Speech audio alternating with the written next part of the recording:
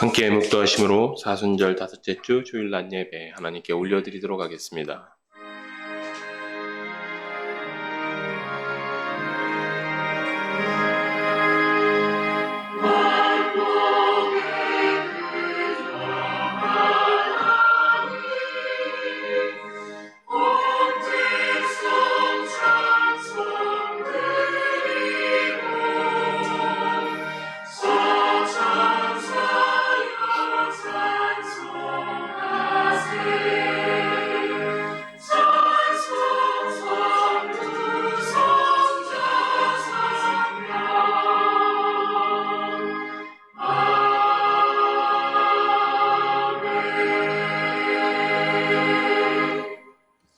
하나님은 영이시니 예배하는 자가 영과 진리로 예배할지니라. 아멘. 이 시간 함께 일어나셔서 28장 찬송 올려드리시겠습니다.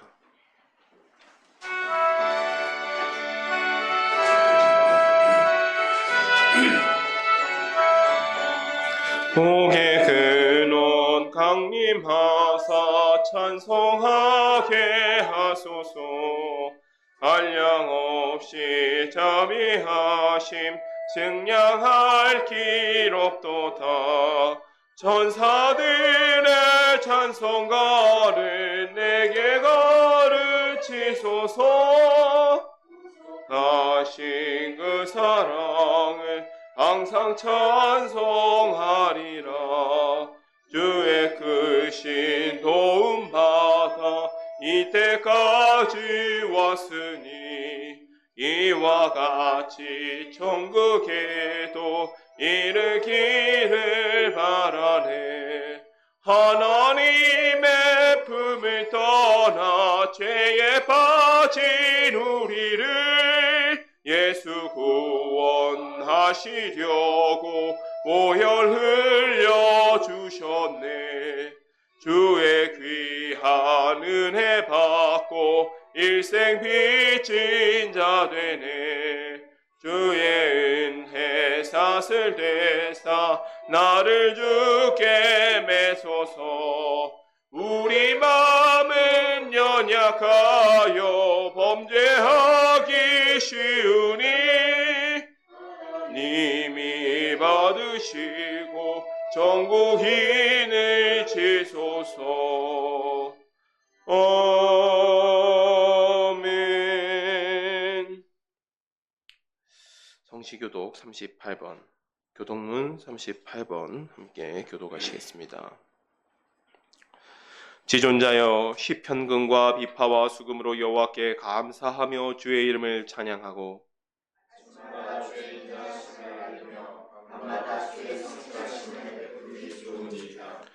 여호와여, 주께서 행하신 일로 나를 기쁘게 하셨으니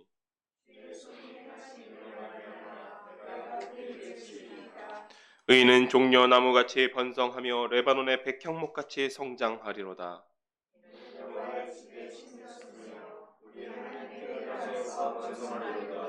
그는 늙어도 여전히 결실하며 진액이 풍족하고 빛이 청정하니 여호와의 정직하심과 나의 바위 되심과 그에게는 뿌리가 없음이 선포되리로다.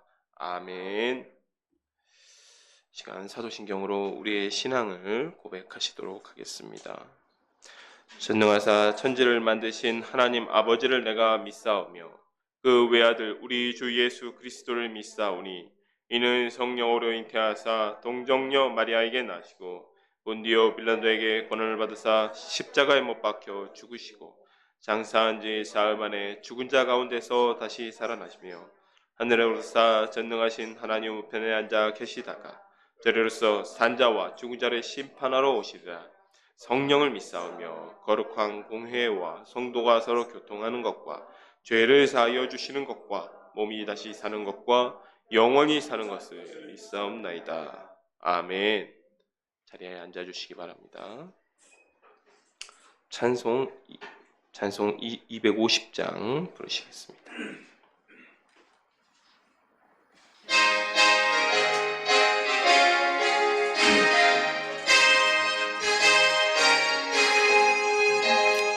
구주의 십자가 보혈로 죄 씻음 받기를 원하네. 내 죄를 씻으신 주 이름 찬송합시다. 찬송합시다. 찬송합시다. 내 죄를 씻으신 주 이름 찬송합시다. 죄악을 속하여 주신 주 내 속에 들어와 계시네. 십자가 앞에서 주 이름 찬송합시다. 찬송합시다. 찬송합시다. 내 죄를 씻으신 주 이름 찬송합시다. 주 앞에 흐르는 생명수 날 씻어 정하게 하시네. 내 기쁨 정성을 다하여 찬송합시다. 찬송합시다. 찬송합시다. 내 죄를 씻으신 주 이름 찬송합시다. 내 주께 회개한 영혼은 생명수 가운데 젖었네. 흠없고 순전한 주 이름 찬송합시다. 찬송합시다. 찬송합시다. 내 죄를 씻으신 주 이름 찬송합시다.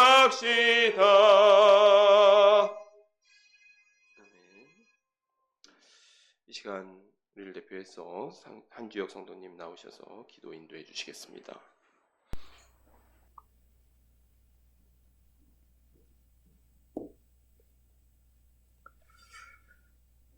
사랑하는 하나님 아버지, 한 주를 또 주의 은혜 안에서 살아가고 이 자리에 모여서 주님을 예배하게 하시니 감사합니다. 우리가 아직 죄인 되었을 때 아들을 내어주사 먼저 찾아오신 그 사랑을 기억하며 우리도 옆 사람을 품어주고 사랑으로 종로로 타야 했지만 우리의 만족과 유익만을 쫓았던 모습도 있었음을 고백합니다. 연약한 우리가 주님의 긍휼을 구합니다. 우리의 심령을 다시 새롭게 하여 주사 우리가 하나님 사랑, 이웃 사랑의 삶을 살아내게 하여 주시옵소서. 샤론교를 위해 기도합니다.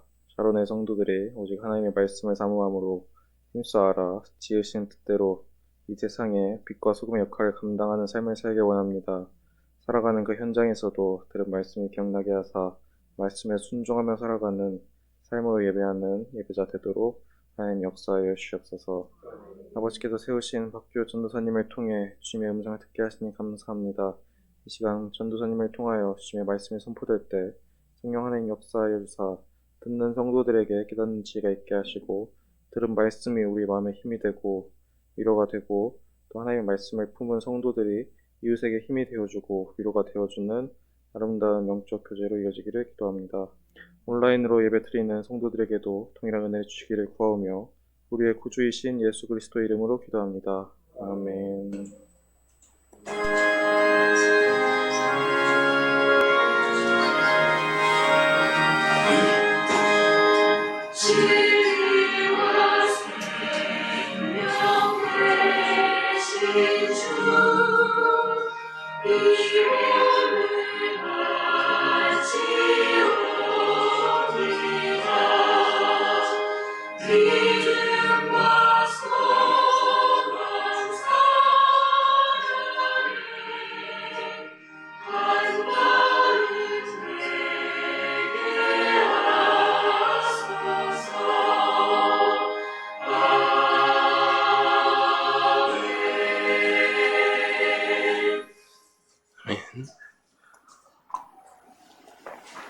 오늘 우리에게 주신 하나님 말씀은 에스겔서 36장 22절부터 31절 말씀입니다. 구약성경 1203페이지에 있습니다. 에스겔서 36장 22절부터 31절 말씀입니다. 제가 하나님의 말씀을 받들어 봉독하도록 하겠습니다. 그러므로 너는 이스라엘 족속에게 이르기를 주 여호와께서 이같이 말씀하시기를 이스라엘 족속아 내가 이렇게 행함은 너희를 위함이 아니요 너희가 들어간 그 여러 나라에서 더럽힌 나의 거룩한 이름을 위함이라. 여러 나라 가운데에서 더럽혀진 이름 곧 너희가 그들 가운데에서 더럽힌 나의 큰 이름을 내가 거룩하게 할지라. 내가 그들의 눈앞에서 너희로 말미암아 나의 거룩함을 나타내리니 내가 여호와인 줄을 여러 나라 사람이 알리라. 주 여호와의 말씀이니라.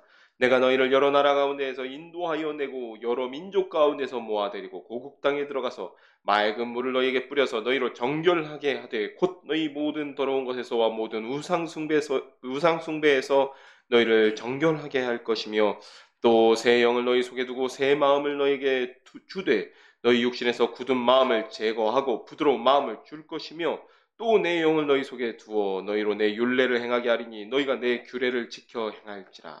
내가 너희 조상들에게 준 땅에서 너희는 거주하면서 내 백성이 되고 나는 너희 하나님이 되리라. 내가 너희를 모든 더러운 데에서 구원하고 곡식이 풍성하게 하여 기근이 너희에게 닥치지 아니하게 할 것이며 또 나무의 열매와 밭의 소산을 풍성하게 하여 너희가 다시는 기근의 욕을 여러 나라에게 당하지 아니하게 하리니 그때 너희가 너희 악한 길과 너희 좋지 못한 행위를 기억하고 너희 모든 죄악과 가증한 일로 말미암아 스스로 믿게 보리라. 아멘. 기도하겠습니다. 하나님 아버지 감사드립니다. 오늘도 이렇게 귀한 날 주시고 아름다운 날을 주셔서 주님을 예배하기 위하여 이 자리에 모이게 하시니 감사드립니다. 주님, 저희가 주님을 찬양하고 또 주님의 은혜에 감사하며 이 시간은 저희의 마음의 문을 열고 주님의 말씀을 듣고자 합니다. 저에게 깨닫는 마음을 주셔서 주님의 말씀을 있는 그대로 아멘으로 순종하게 하여 주시옵소서. 예수님의 이름으로 기도드렸습니다. 아멘. 지난주에 저희가 애굽의 심판 그리고 에스겔이 다시금 파수꾼의 사명을 받는 장면을 살펴보았습니다. 이 나일강의 악어다라고 스스로 자칭하던 애굽은 하나님의 심판에 여지없이 무너집니다. 그들이 자랑하던 나일강 유역의 그 찬란한 도시들, 노비며 멤피스며 여러 도시들을 나왔었는데 그 도시들이 모두 하나님의 심판을 당합니다. 심판의 도구는 바벨론이었습니다. 이 일은 바벨론 왕의 어떤 탁월한 능력 또 그런 강대한 군사력 때문에 이루어진 일이 아니라 이미 하나님께서 애굽 왕의 팔을 꺾으셨다라고 말씀하셨기 때문에 하나님의 그 주권적인 능력 아래서 이루어진다라고 말씀하십니다. 또한 하나님께서 에스겔을 다시금 파수꾼으로 세우십니다. 이전에 사로잡혀간 지 5년 되던 해에 에스겔이 처음으로 사명을 받을 때에는 이 인침을 받은 자, 하나님께서 마지막으로 살리실 자들, 그런 자들을 찾기 위해서 이스라엘의 파수꾼으로서 심판의 메시지를 선포하라 하셨지만 두 번째 소명은 이 회복을 위해서 너희들이 이제는 회개해야 된다라는 의도로 그런 심판의 메시지를 선포하고 있습니다. 물론 둘 다 심판과 회개의 메시지가 들어있는 건 사실입니다. 같은 내용이기 때문에 그렇죠. 하지만 상황이 달라졌기 때문에 하나님께서 어떤 데에 조금 더 강조점을 두고 에스겔로 하여금 선포하게 하시느냐의 차이가 있다라고 볼 수 있습니다. 이 시간에는 이 33장의 에스겔의 사명받는 장면, 소명받는 장면과 함께 이어지는 내용이 이스라엘의 회복의 말씀을 하고 계십니다. 그 말씀을 우리가 함께 듣고자 합니다. 34장 1절입니다. 여호와의 말씀이 내게 임하여 이르시되 인자야 너는 이스라엘 목자들에게 예언하라. 그들 곧 목자들에게 예언하여 이르기를 주 여호와께서 이같이 말씀하시되 자기만 먹는 이스라엘 목자들은 화 있을진저 목자들이 양떼를 먹이는 것이 마땅하지 아니하냐. 너희가 살진 양을 잡아 그 기름을 먹으며 그 털을 입되 양떼는 먹이지 아니하는도다. 너희가 그 연약한 자를 강하게 아니하며 병든 자를 고치지 아니하며 상한 자를 싸매주지 아니하며 쫓기는 자를 돌아오게 하지 아니하며 잃어버린 자를 찾지 아니하고 다만 포악으로 그것들을 다스렸도다. 목자가 없으므로 그것들을 흩어져서 모든 들짐승의 밥이 되었도다. 내 양떼가 모든 산과 높은 맷뿌리에마다 유리되었고 내 양떼가 온 지면에 흩어졌으되 찾고 찾고 찾는 자가 없었도다. 그러므로 목자들아 여호와의 말씀을 들을지어다. 주 여호와의 말씀에 내가 나의 삶을 두고 맹세하노라. 내 양떼가 노략거리가 되고 모든 들짐승의 밥이 된 것은 목자가 없기 때문이라. 내 목자들이 내 양을 찾지 아니하고 자기만 먹이고 내 양떼를 먹이지 아니하였도다. 그러므로 너희 목자들아 여호와의 말씀을 들을지어다. 주 여호와께서 이같이 말씀하시되 내가 목자들을 대적하여 내 양떼를 그들의 손에서 찾으리니 목자들이 양떼를 먹이지 못할 뿐 아니라 그들이 다시는 자기도 먹이지 못할지라. 내가 내 양을 그들의 입에서 건져내서 다시는 그 먹이가 되지 아니하게 하리라. 주 여호와께서 이같이 말씀하셨느니라. 나 곧 내가 내 양을 찾고 찾되 목자가 양 가운데 있는 날에 양이 흩어졌으면 그때를 찾는 것 같이 내가 내 양을 찾아서 흐리고 캄캄한 날에 그 흩어진 모든 곳에서 그것들을 건져낼지라. 내가 그것들을 만민 가운데서 끌어내며 여러 백성 가운데서 모아 그 본토로 데리고 가서 이스라엘 산 위에와 시냇가에와 그 땅 모든 거주지에서 먹이되 좋은 꼴을 먹이고 그 우리를 이스라엘 높은 산에 두리니 그것들이 그곳에 있는 좋은 우리에 누워 있으며 이스라엘 산에서 살진 꼴을 먹으리라. 내가 친히 내 양의 목자가 되어 그것들이 누워 있게 할지라. 주 여호와의 말씀이니라. 그 잃어버린 자를 내가 찾으며 쫓기는 자를 내가 돌아오게 하며 상한 자를 내가 싸매주며 병든 자를 내가 강하게 하려니와 살진 자와 강한 자는 내가 없애고 정의대로 그것들을 먹이리라. 아멘. 하나님께서 이 예루살렘이 함락된 이후에 이스라엘 목자들에 대해서 예언합니다. 그런데 여기 목자들의 이야기를 쭉 살펴보면 이미 이제 아셨겠지만 이 목자들 이스라엘 지도자들을 이야기한단 말이죠. 그러니까 사실은 이미 지도자들이 사라진 상황입니다. 예루살렘의 함락과 함께 이스라엘의 지도자, 특히 왕들이 모두 다 사라진 상황이지요. 그런데 하나님께서 목자들에 대해서 말씀하시면서 2절에 목자들이 양떼를 먹이는 것이 마땅하지 아니하냐. 너희가 살찐 양을 잡아 그 기름을 먹으며 그 털을 입되 양떼는 먹이지 아니하는도다. 하나님께서 말씀하시는 이 지도자의 덕목이라는 것이 하나님의 백성을 섬기는 일이라는 것을 우리가 알 수 있는 장면이죠. 하나님의 백성을 섬기는 일인데, 근데 그들이 양만 잡아먹고 양의 그 가죽만 취하고 양떼를 전혀 돌보지 않았다라고 말씀하십니다. 그 결과가 양 무리가 다 흩어져서 들짐승의 밥이 되어버렸습니다. 거의 모든 선지서에서 우리가 확인할 수 있는 것이 이스라엘의 지도자들의 죄악에 대해서는 항상 말씀하십니다. 이 지도자들이, 특히 왕들이 또 귀족들이 백성들을 섬겨야 되는데 그러지 않았다라는 것이죠.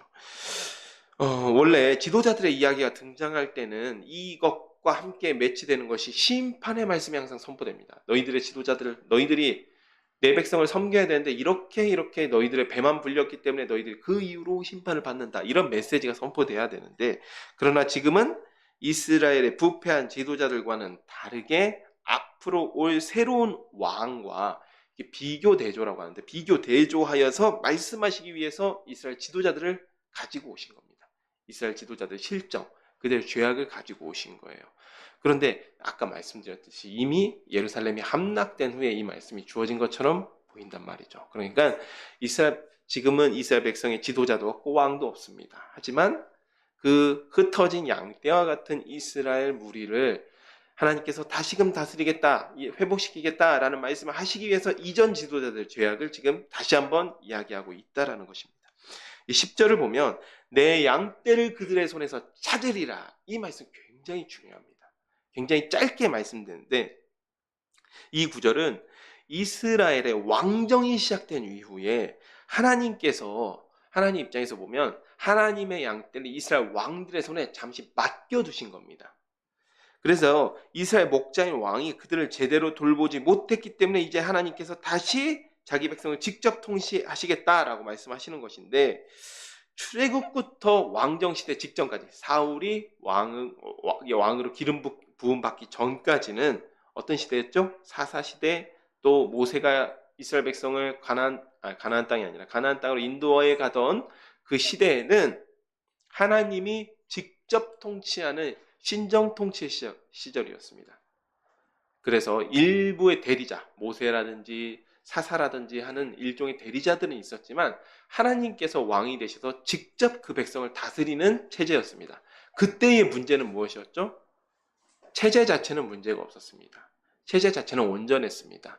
하지만 문제는 그 당시에 그럼에도 불구하고 사사기가 종교 암흑기가 된 이유는 통치 체제는 훌륭한 제도였지만 이스라엘 백성들이 너무 수준 이하였습니다. 지나치게 수준 이하였기 때문에 또 율법으로 이스라엘 백성들을 교육하는 데 실패했기 때문에 그 제도가 실패하게 됩니다. 사사시대가 종교 암흑기가 되었고 사사시대를 관통하는 한 문장의 말이 사람들이 그때 이스라엘의 왕이 없으므로 사람들이 제 소견에 옳은 대로 행하였더라. 사사시대 350년을 관통하는 한 문장의 단어죠. 하지만 이 왕정시대로 전환되면서 왕정시대는 하나님의 통치의 대리자로서 왕을 세우는 것이었습니다. 왕을 세웠습니다. 왕들의 임무는, 왕들의 사명은 무엇이었냐면 하나님을 경외하면서, 위로는 하나님을 경외하면서 아래로는 율법에 따라서 정의와 공의로 통치하는 것이 왕들의 임무였습니다. 그래서 왕들이 하나님을 경외하고 율법에 따라 통치하면 그래도 그럭저럭 하나님의 나라가 운영되었습니다. 그 기준을 하나님께서는 그 조상 다윗의 길로 행하였더라 라는 평가를 받는 왕이 있었다면 그래도 상당히 훌륭했다. 하나님 마음에 썩 그 정도면 괜찮았다 라고 평가받는 것이었고, 그 조상 다윗의 길로 행하지 아니하였더라 라고 하면 볼 것도 없는 것이죠. 볼 것도 없는 것입니다. 그 사람의 업적이 어떠했든 하나님 입장에서는, 하나님 보시기에는 잘못되었다라는 것입니다. 그래서 왕들이 하나님을 거역하고 율법을 멸시하며 백성들을 압제하면 나라가 망가지는 것이죠. 하지만 요시야 왕 이후로 왕들이 모두 다 그러한 왕들이었습니다. 그 결과가 유다가 멸망했던 것이죠. 이 모든 과정을 지켜보신 하나님께서 이제는 왕들에게 맡기신 그 통치권을 이제는 가져오시겠다라고 선언하신 거예요.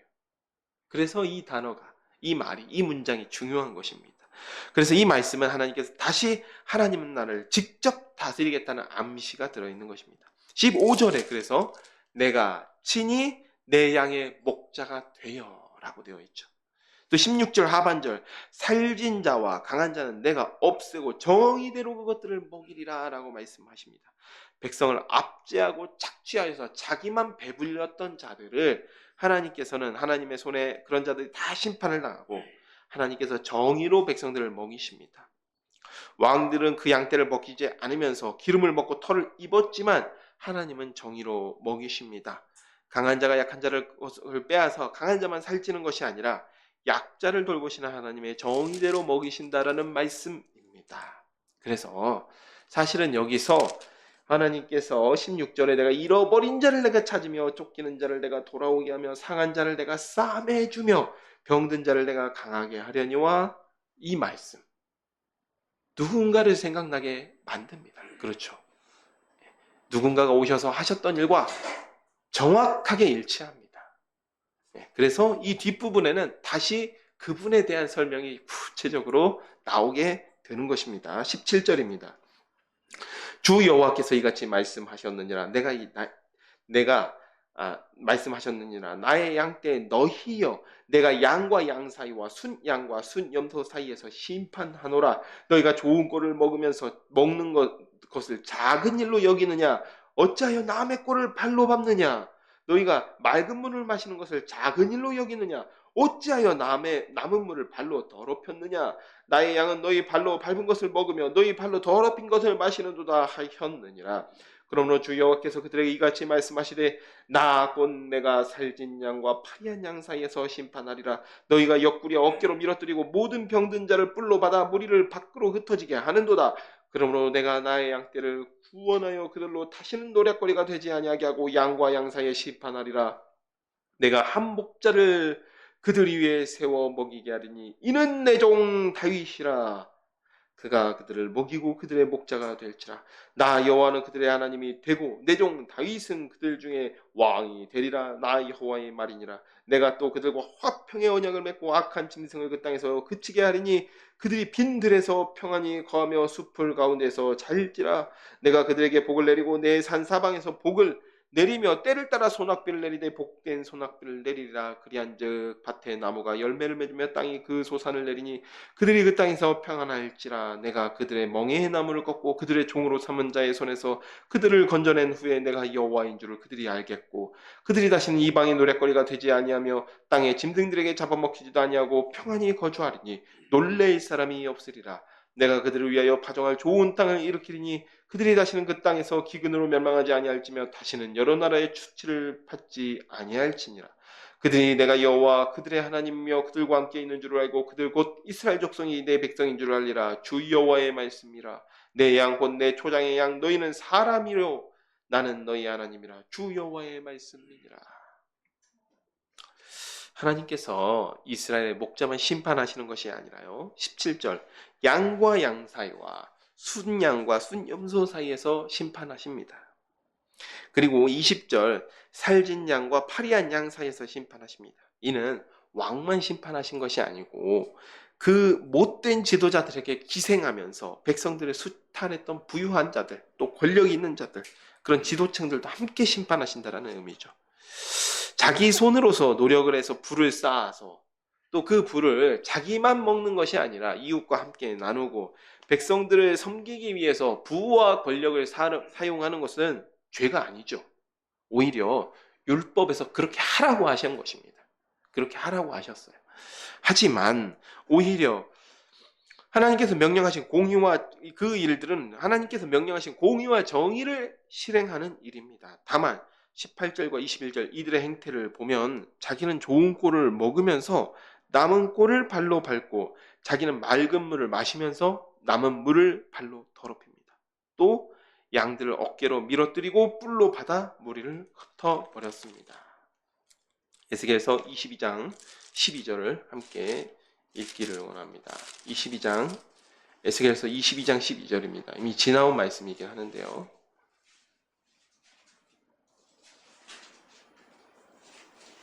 12절입니다. 함께 읽겠습니다. 내 가운데 피를 흘리려고 뇌물을 받은 자도 있었으며 내가 변동과 이자를 받았으며 이익을 담하여 이익을 속여 빼앗았었으며 나를 잊어버렸도다. 주 여호와의 말씀입니다. 이 예루살렘의 지도층에 대한 심판을 이야기하시면서 이렇게 말씀하신 것입니다. 22장과 본문의 차이점은요. 22장은 지도층의 죄악이 이스라엘의 심판받는 이유라는 것을 밝히십니다.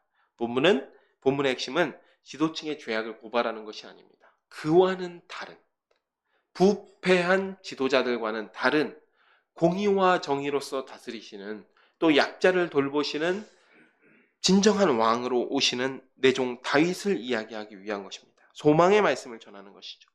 23절 내가 한 목자를 그들 위에 세워 먹이게 하리니 그는 내 종 다윗이라. 그가 그들을 먹이고 그들의 목자가 될지라. 나 여호와는 그들의 하나님이 되고 내 종 다윗은 그들 중에 왕이 되리라. 진짜 목자 내 종 다윗을 보내겠다라고 말씀하십니다. 여기서 내 종 다윗이 누구겠습니까? 당연하지만 예수 그리스도입니다. 다윗을 말씀하신 이유는 사실 이 이스라엘의 왕정을 세우시면서 사울과도 하나님께서 언약을 맺었지만 사울은 금세 타락하여 버렸고 다윗과 언약을 맺으셨어요. 하나님께서 다윗과 언약을 맺으시면서 네가 이렇게 공의와 정의로서 나를 잘 섬기면 너의 그 가문 왕조가 영원할 것이다 라고 하나님께서 말씀하셨죠. 그런 언약을 세우셨습니다. 그렇기 때문에 하나님께서 다시금 다윗의 자손 예수 그리스도를 보내시겠다라고 말씀하신 것입니다. 결국 하나님께서 한 번 다윗과 언약을 맺으신 후 이스라엘 왕들의 판단 기준은 다윗이었죠. 다윗처럼 행하면 선한 것입니다. 다윗처럼 행하지 않으면 아무리 정치를 장해도 악합니다. 다윗 왕조가 망한 상황에서 그럼에도 불구하고 하나님께서는 다시 다윗의 자손 예수님을 보내어서 하나님의 양떼를 돌보겠다라고 말씀하십니다. 그리고 이제는 하나님께서 왕이 되어서 직접 다스립니다. 그리고 여기서 보면 내 종 다윗이라고 이야기했죠. 거룩한 종. 그래서 이사야서 42장 우리가 좀 됐지만 이사야서 42장, 49장, 50장, 52장에서 모두 다 종의 노래가 나온다라고 말씀드린 적이 있습니다. 종의 노래. 내 종 다윗 예수 그리스도를 말씀하셨던 것입니다. 그렇다면 이때 다스리는 나라, 하나님의 왕이 되신 나라는 이스라엘이 아니겠죠. 이스라엘의 회복에 대해서 지금 말씀하고 있지만 여기서 말하면 엄밀하게 말하면 이스라엘 나라는 아닙니다. 거룩한 종이시며 선한 목자이신 예수님께서 오신 이후로 그 예수님께서 다스리는 나라, 바로 하나님의 나라를 이야기하는 것입니다. 그래서 우리가 하나님의 양떼이며 우리의 왕이 바로 하나님이신 줄을 믿으시기 바랍니다. 자, 25절에 보면 그리고 하나님께서 화평의 언약을 맺으시고 양떼를 괴롭히고 흩어버린 악한 짐승을 그치게 하십니다. 예수님께서 오셔서 맺은 화평의 언약은 무엇이겠습니까?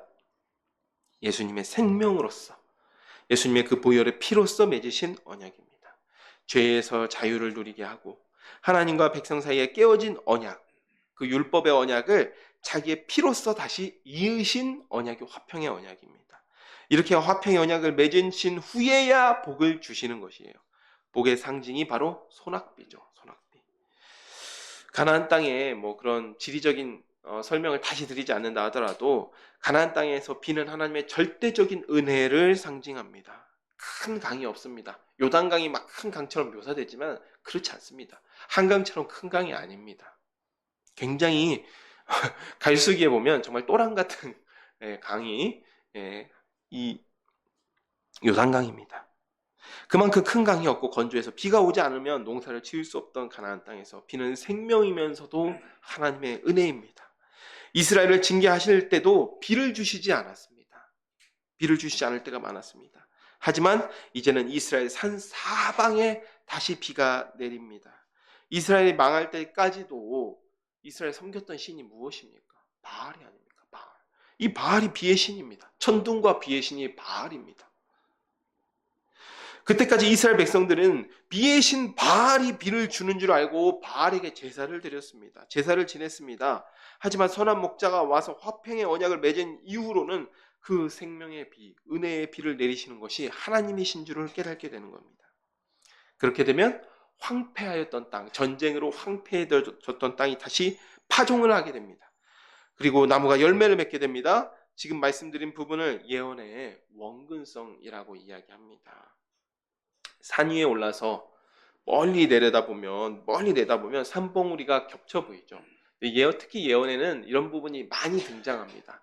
금방 원근이라고 했으니까 이제 근자에 이루어질 일도 이야기하면서 바로 내다봐서 예수님 이후에 이루어질 일, 혹은 조금 더 나가면 아예 말세에 이루어질 일들까지 함께 예언하고 있어요. 그런 경우가 굉장히 많은데 여기서도 그렇게 등장하는 겁니다. 그래서 이스라엘 백성들이 돌아와서 누리게 될 이스라엘의 회복에 대한 복도 이야기하시면서 조금 더 멀리 내다보셔서 예수님께서 오셔서 하나님의 나라가 이루어질 때에야 이루어질 일들도 지금 말씀하고 있는 것입니다. 여기서 예수님 오셔서 성취될 예언과 바벨론 포로 귀환으로 성취될 예언이 하나의 그림으로서 보이고 있는 거죠. 하나의 그림입니다. 그래서 에스겔이 그것을 내다보고서 이야기하고 있는 것이죠. 이제 35장은요. 다시 에돔에 대한 예언이 등장합니다. 근데 에돔에 대한 예언 이미 한번 하셨잖아요. 그렇죠.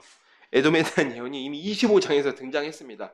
근데 왜 다시 에돔을 이야기하느냐? 이것들을 우리가 살펴보면서 다시 살펴보도록 하겠습니다.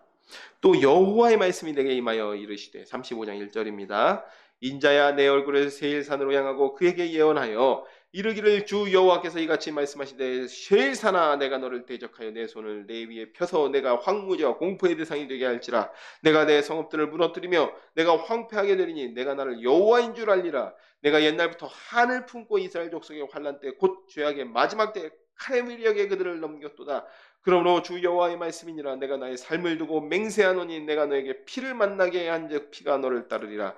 내가 피를 미워하지 아니하였은즉 피가 너를 따르리라. 내가 세일산이 황무지와 폐허가 되게 하여 그 위에 왕래하는 자를 다 끊을지라. 내가 그 죽임당한 자를 그 여러 산에 채우되 칼에 죽임당한 자를 내 여러 맷뿌리와 골짜기와 모든 시내에 엎드러지게 하고 너를 영원히 황폐하게 하여 내 성읍들에 다시는 거주하는 자가 없게 하리니 내가 여호와인 줄 너희가 알리라. 내가 말하기를 이 두 민족과 두 땅은 다 내 것이며 내 기업이 되리라 하였도다.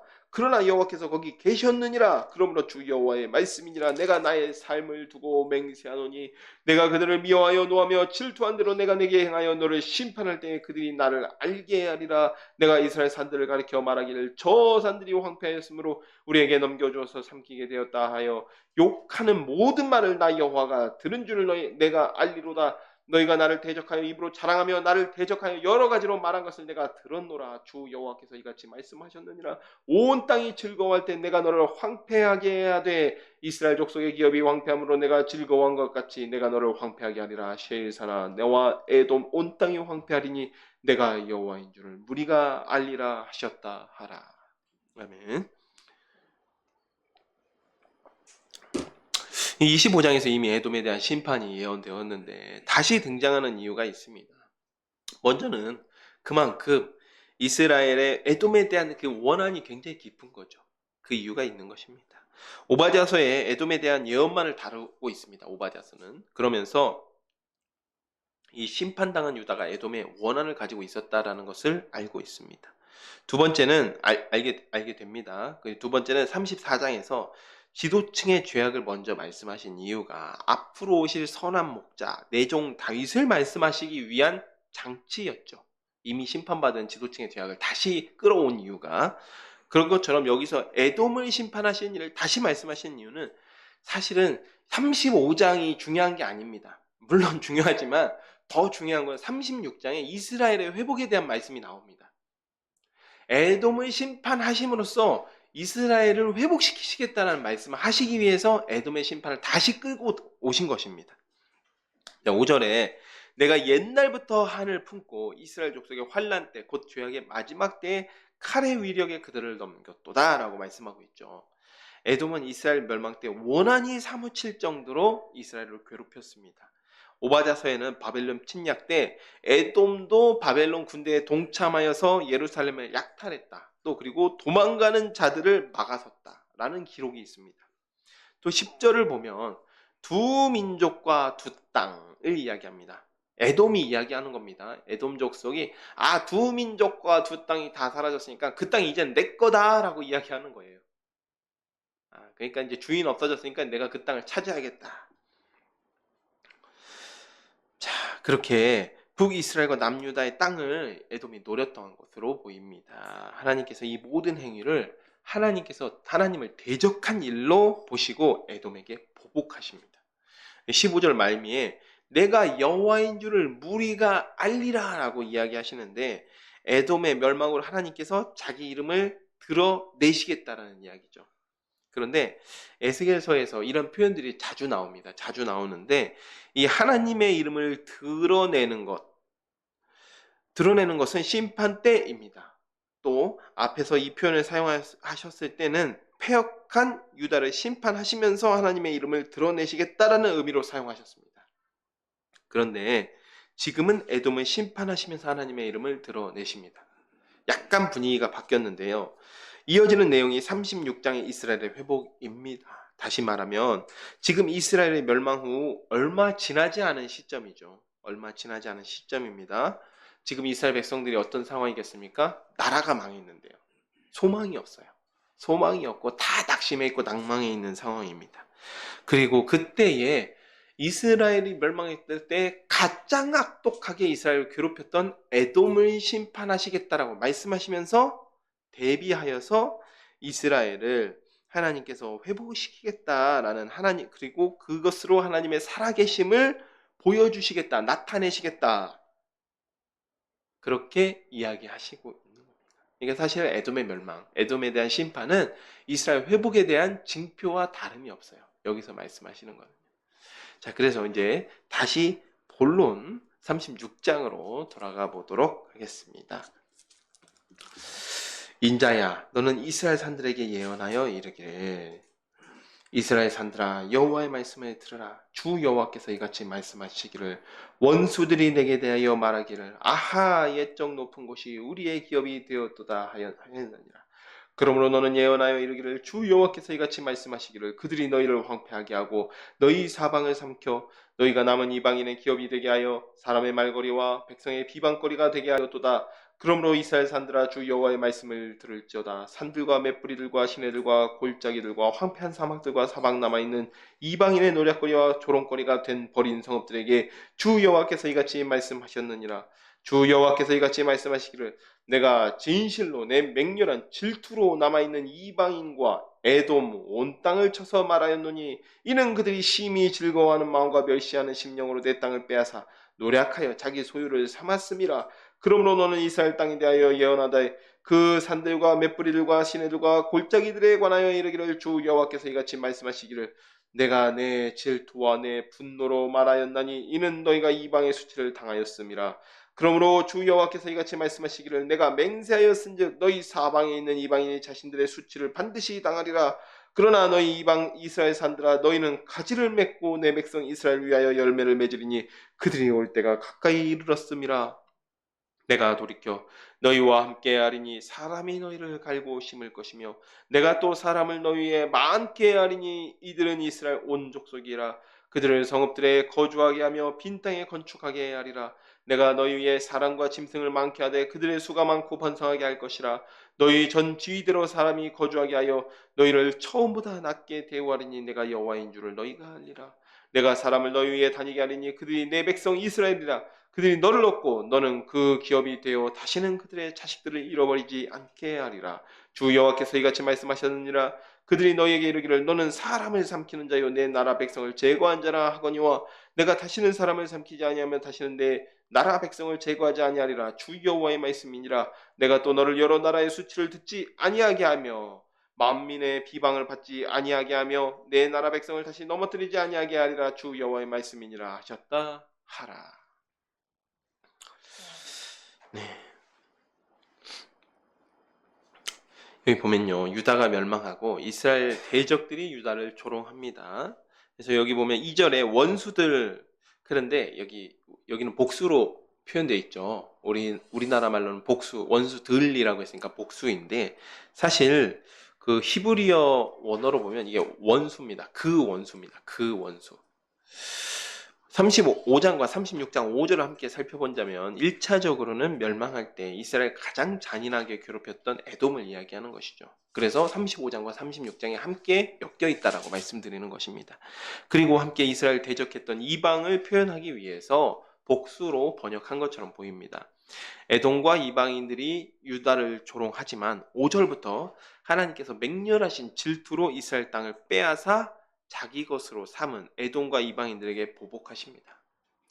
8절 이하는 에돔과 이방인에게 보복하시는 모습과는 다르게 이스라엘에게는 다시 복을 베풀어 주시는 모습이 그려집니다. 먼저는 하나님께서 이스라엘 산들에게 명령하십니다. 너희 이스라엘 산들아 너희는 가지를 내고 내 백성 이스라엘 위하여 열매를 맺으니 그들이 올 때가 가까이 이르렀음이라. 여기서 하나님의 세심한 사랑이 드러나는 거예요. 왜냐하면 시편 126편 1절을 보면요, 여호와께서 시온에 포로를 돌려보내실 때 우리는 꿈꾸는 것 같았도다 라고 이스라엘 백성들이 고백하고 있어요. 그러니까 이스라엘 백성들은 포로에서 돌아올 때 기쁨으로 그저 꿈꾸는 것 같았도다 라고 이야기하면서 하나님을 찬양하고 감사드리고 뭐 그러기 바빴습니다. 물론 그것도 중요한 일이죠. 근데 하나님께서는 이미 이스라엘 백성들이 돌아오기 전부터 이 백성들을 위해서 산들에 명령하여서 열매를 맺게 하십니다. 하나님께서 이미 준비하고 계셨어요. 그런데 지금 이 시점이 언제라고요? 예루살렘이 멸망하고 얼마 지나지 않아서입니다. 멸망하고 얼마 지나지 않았는데 하나님께서는 벌써부터 돌아올 포로들을 예비하고 계셨습니다. 자, 그리고 여기서부터는 이 구절에 상징적인 의미들이 나오는데 실제로 하나님께서 이스라엘의 포로가 잡혀가실 때부터 벌받으러 간 백성들이잖아요. 벌받으러 간 백성들. 또 교육받으러 간 백성들인데 그들이 돌이키실 날을 준비하고 계셨다는 것이 바로 하나님의 섭리이자 사랑일 것입니다. 이 다음은 이스라엘이 회복될 모습을 구체적으로 말씀하고 있습니다. 9절에 다시 밭을 경작하게 됩니다. 9절 말씀은 그것입니다. 10절 사람이 많게 됩니다. 또 성읍이 건축됩니다. 이 말씀은 이제 느헤미야 때 이루어졌죠. 자, 그 다음에 11절 사랑과 가축이 번성하게 됩니다. 11절의 하반절 너희를 처음보다 낮게 대우하리니 그 이야기는 이전에 우상 숭배로 악에 물든 모습이 아니라 더 선하게 만들겠다는 의미입니다. 자, 그러면 여기서 13절은 무슨 의미일까요?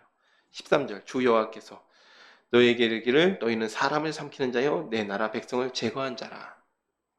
이거 무슨 얘기입니까? 여기 보면 여러분 이 하나님께서 지금 말씀하시는 대상이 이스라엘 백성이 아닙니다. 이스라엘 백성이 아니에요. 사로잡혀 가서 지금 텅텅 비어있는 이스라엘 백성이 살고 있던 가나안 땅을 향해서 지금 말씀하고 계시는 겁니다. 그러니까 사람들이 너를 밟고 지나가고 이런 이야기가 나오는 거예요. 그래서 우리가 함께 좀 찾아보았으면 좋겠습니다. 민수기 13장 32절입니다. 민수기 13장 32절 찾아서 함께 읽었으면 좋겠습니다. 민수기 13장 32절입니다. 이 장면이 어떠한 장면이냐면 잠깐 설명드리면 가데스 바네아에서 정탐을 마치고 돌아온 자들이 보고하는 내용입니다. 보고하는 내용인데 지금 그 중에서 10명의 정탐꾼이 말하는 장면이에요. 10명의 정탐꾼이 그 땅을 악평하여서 혹평하면서 하는 말씀입니다. 32절 함께 읽겠습니다. 이스라엘 자손 앞에서 그 정탐한 땅을 악평하여 이르되 우리가 두루 다니며 정탐한 땅은 그 거주민을 삼키는 땅이요 거기서 본 모든 백성은 신장이 장대한 자들이며 예. 이 말씀에 대한 대답입니다. 가나안 땅을 평가할 때 이들이 그 땅은 그 땅의 거주민을 삼키는 땅이다라고 평가했는데 그 말이 사실 틀린 말은 아니었습니다. 왜냐하면 결국 가나안 땅의 주민들이 어떻게 되었습니까? 그들의 죄악으로 삼켜졌어요. 우상숭배의 죄악, 음란의 죄악으로 가나안 땅의 주민들도 결국 그 땅에 삼켜졌습니다. 그리고 이스라엘 백성들도 사실은 가나안 땅 주민들을 완전히 제거하지 못했죠. 하나님의 명령대로 가나안 땅의 주민을 완전히 제거하지 못한 결과로 우상숭배에 물들어 버렸고 음란에 물들어 버렸습니다. 그래서 결국에는 지금 이 시점에서는 이스라엘 백성들도 가나안 땅에 삼켜진 것처럼 되었습니다. 하나님께서 이스라엘 백성의 회복을 명령하시면서 하신 말씀이 가나안 땅에 대한 평가가 거주민을 삼키는 땅이어서 이스라엘과 유다도 가나안 땅의 우상과 음란에 물들어 그 땅에 삼켜진 셈이 되었지만 하지만 이제부터는 돌아올 너희부터는 다시는 가나안 땅이 거주민을 삼키는 땅이 되지 않게 하시겠다라는 의미입니다. 이스라엘의 회복, 완전한 회복을 말씀하시는 것이죠. 자, 그러면 16절 다시금 함께 보도록 하겠습니다. 하나님께서 이스라엘 백성에 대한 회복을 말씀하세요. 역시나 회복을 말씀하시는데 그 이유가 나옵니다. 그 이유가 하나님 자신을 위한 것이라고 말씀하십니다. 여호와의 말씀이 또 내게 임하여 이르시되 인자야 이스라엘 족속이 그들의 고국 땅에서 거주할 때에 그들의 행위로 그 땅을 더럽혔나니 나 보기에 그 행위가 월경 중에 있는 여인의 부정함과 같았느니라. 그들이 땅 위에 피를 쏟았으며 그 우상들로 말미암아 자기를 더럽혔으므로 내가 분노를 그들 위에 쏟아 그들의 행위대로 심판하여 각국에 흩으며 여러 나라에 해쳤더니 그들이 이른바 그 여러 나라에서 내 거룩한 이름이 그들로 말미암아 더러워졌나니 하나님의 이름이 모욕을 받았습니다. 곧 사람들이 그들을 가리켜 이르기를 이들은 여호와의 백성이라도 여호와의 땅에서 떠난 자라 하였음이라. 그러나 이스라엘 족속이 들어간 그 여러 나라에서 더럽힌 내 거룩한 이름을 내가 아꼈노라. 그러므로 너는 이스라엘 족속에게 이르기를 주 여호와께서 이같이 말씀하시기를 이스라엘 족속아 내가 이렇게 행하면 너희를 위함이 아니요 너희가 들어간 그 여러 나라에서 더럽힌 나의 거룩한 이름을 위함이라. 여러 나라 가운데에서 더럽혀진 이름 곧 너희가 그들 가운데서 더럽힌 나의 큰 이름을 내가 거룩하게 할지라. 내가 그들의 눈앞에서 너희로 말미암아 나의 거룩함을 나타내리니 내가 여호와인 줄을 여러 나라 사람이 아니라 주 여호와의 말씀이니라. 내가 너희를 여러 나라 가운데서 인도하여 내고 여러 민족 가운데서 모아 데리고 고국 땅에 들어가서 맑은 물을 너희에게 뿌려서 너희를 정결하게 하되 곧 너희 모든 더러운 곳에서와 모든 우상 숭배에서 너희를 정결하게 할 것이며 또 새 영을 너희 속에 두고 새 마음을 너희에게 주되 너희 육신에서 굳은 마음을 제거하고 부드러운 마음을 줄 것이며 또 내 영을 너희 손에게 주어 너희로 내 율례를 행하게 하리니 너희가 내 규례를 지켜 행할지라. 내가 너희 조상들에게 준 땅에서 너희가 거주하면서 내 백성이 되고 나는 너희의 하나님이 되리라. 내가 너희를 모든 더러운 데에서 구원하고 곡식이 풍성하게 하여 기근이 너희에게 닥치지 아니하게 할 것이며 또 나무의 열매와 밭이 소산을 풍성하게 하여 너희가 다시는 기근의 욕을 여러 나라에서 당하지 아니하게 하리니 그때 너희가 너희 악한 길과 너희 좋지 못한 행위를 기억하고 너희 모든 죄악과 가증한 일로 말미암아 스스로 믿게 보리라. 주 여호와의 말씀이니라. 내가 이렇게 행하면 너희를 위함이 아닌 줄을 너희가 알리라. 이스라엘 족속아 너희 행위로 말미암아 부끄러워하고 한탄할지어다. 주 여호와께서 이같이 말씀하셨느니라. 내가 너희를 모든 죄악에서 정결하게 하는 날에 성읍들에 사람이 거주하게 하며 황폐한 것이 건축되게 할 것인즉 전에는 지나가는 자의 눈에 황폐하게 보이던 그 황폐한 땅이 장차 경작이 될지라. 사람이 이르기를 이 땅이 황폐하더니 이제는 에덴 동산같이 되었고 황량하고 적막하고 무너진 성읍들의 성벽과 주민이 있다 하리니 너희 사방에 남은 이방 사람이 나 여호와가 무너진 곳을 건축하며 황폐한 자리에 심은 줄을 알리라. 나 여호와가 말하였으니 이루리라. 주 여호와께서 이같이 말씀하셨느니라. 그래도 이스라엘 족속이 이같이 자기들에게 이루어 주기를 내게 구하여야 할지라. 내가 그들의 수요를 양떼같이 많아지게 하되 제사드릴 양떼 곧 예루살렘이 정한 절기의 양 무리같이 황폐한 성읍을 사람의 때로 채우리라. 그리한즉 그들이 나를 여호와인 줄을 알리라 하셨느니라. 아멘.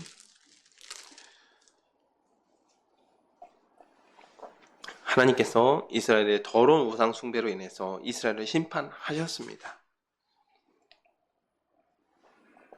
그러면서도 21절에 하나님의 거룩한 이름을 더럽히지 않기 위하여서 심판하셨다라고 말씀하십니다.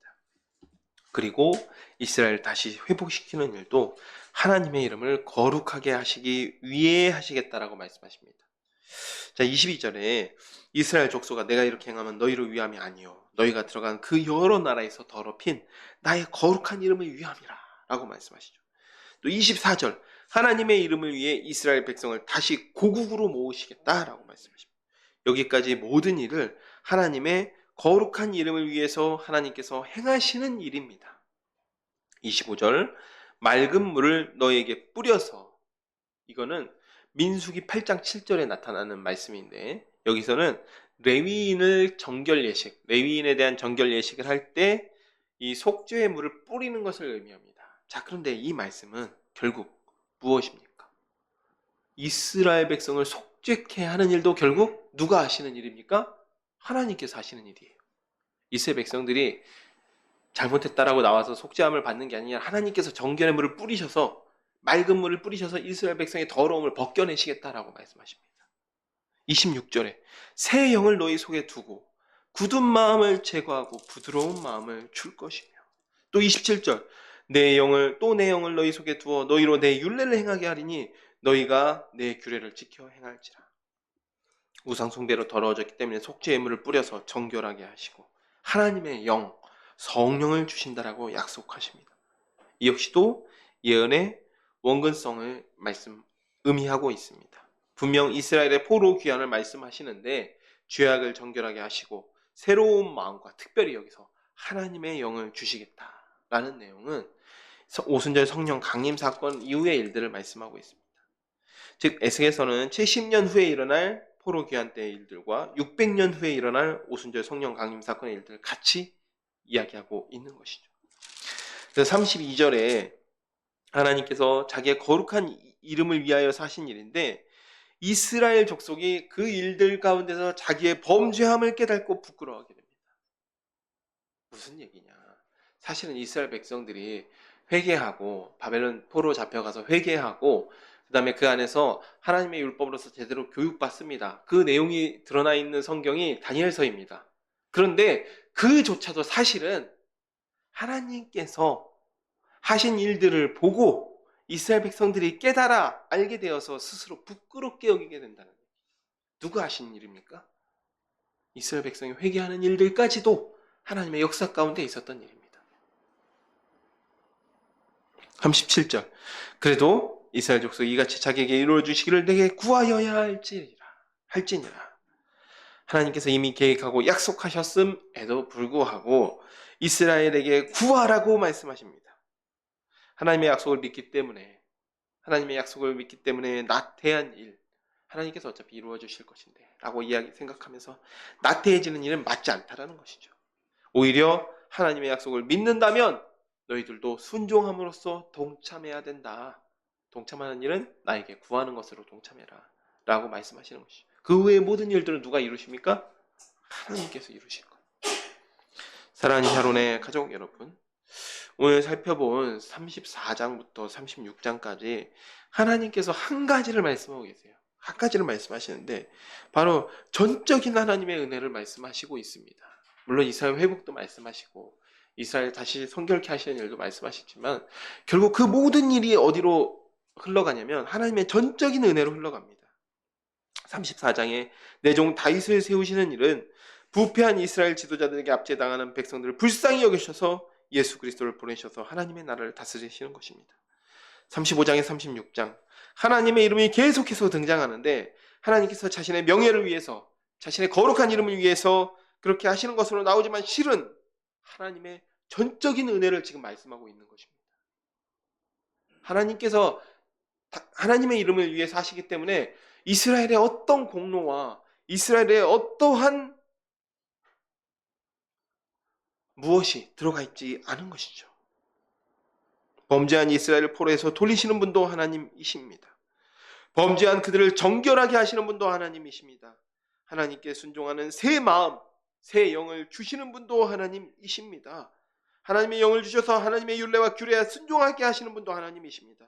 여기서 이스라엘이나 더 나아가서 우리의 공로가 무엇이 있습니까?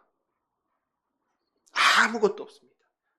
이스라엘의 공로, 이스라엘이 부끄러워하는 것은 하나님이 하시는 일을 보고 나서 드러나는 이스라엘의 반응일 뿐이에요. 이스라엘 반응이지 이스라엘 공로가 아닙니다.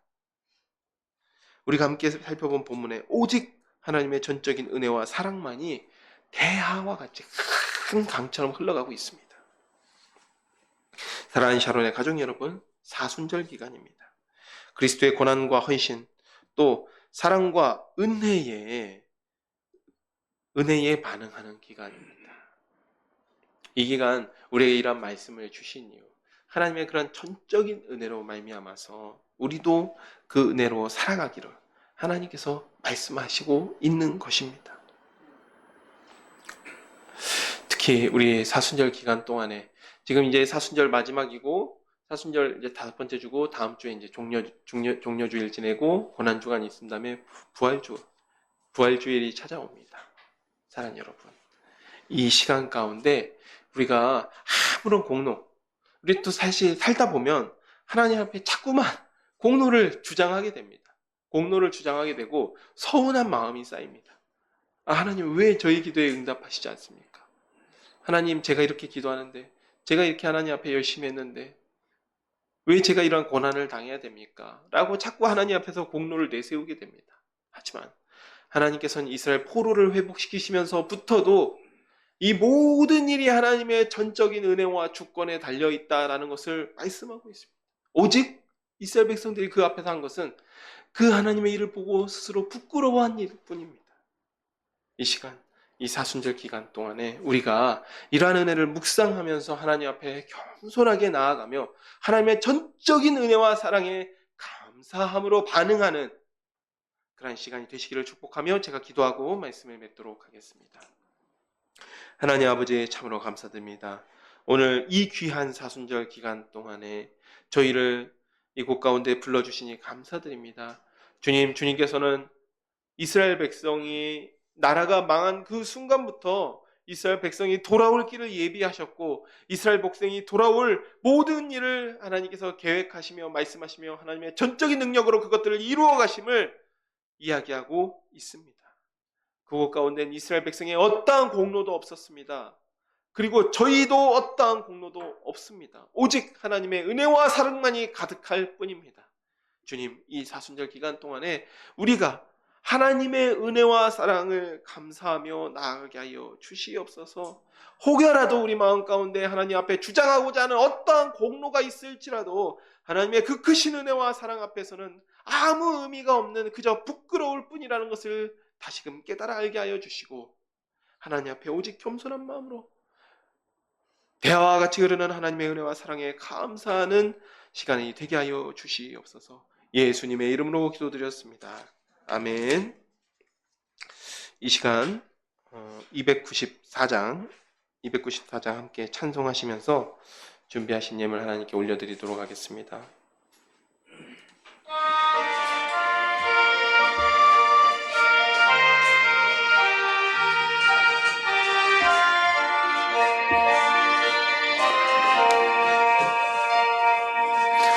하나님의 외아들을 주시는 데까지 세상 사람 사랑하니 참 사랑이로다.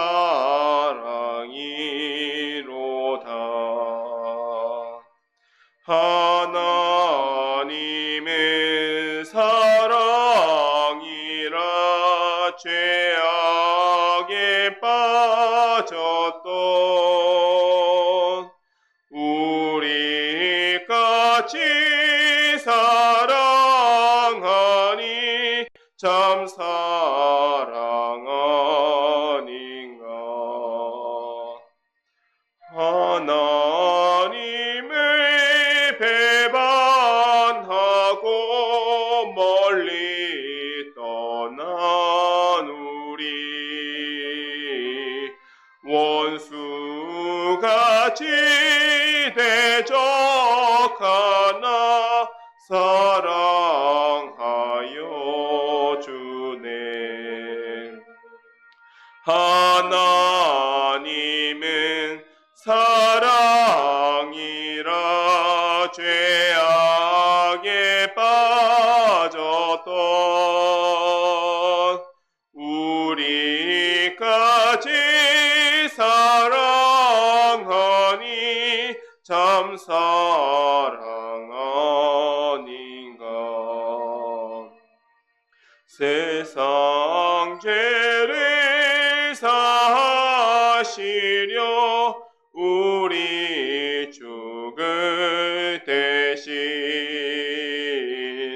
성자 예수 십자가에 고난 받으셨네. 하나님은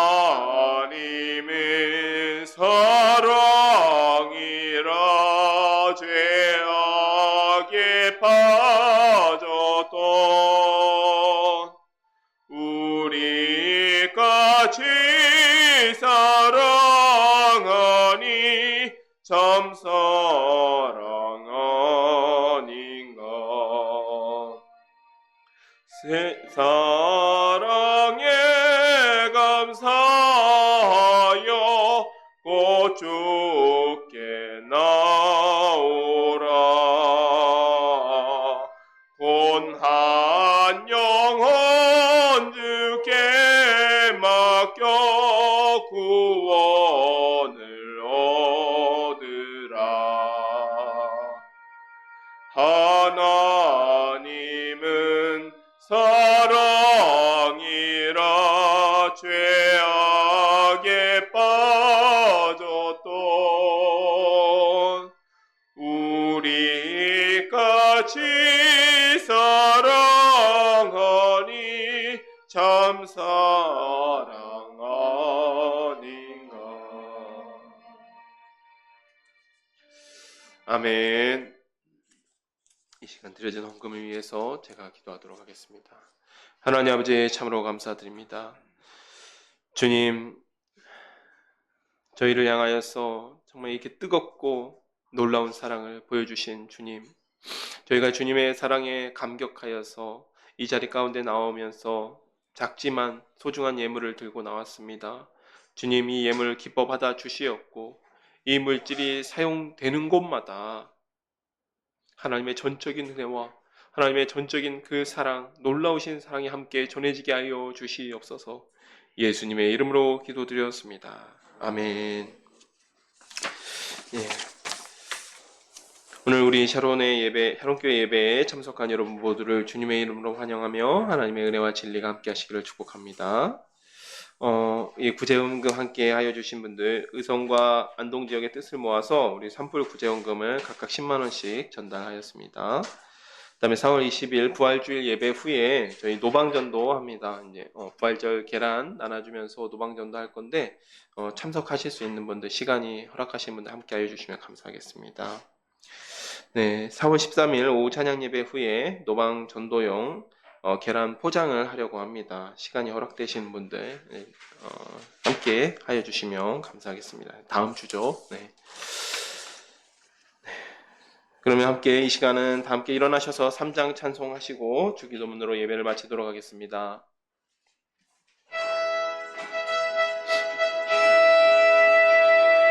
성부 성자와 성령 찬송과 영광 돌려보내세 대초로 지금까지 또 영원 무궁토록 성삼위께 영광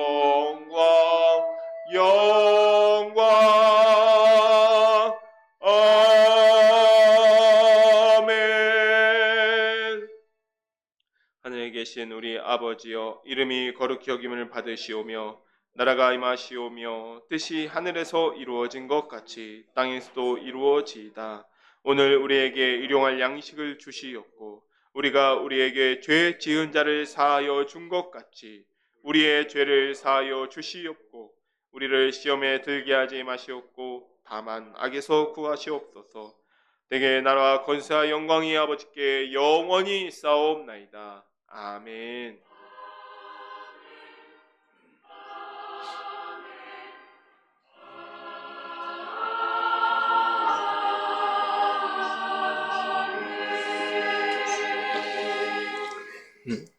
네, 예배 마쳤습니다. 하나님께 영광과 감사의 박수 올려드리겠습니다.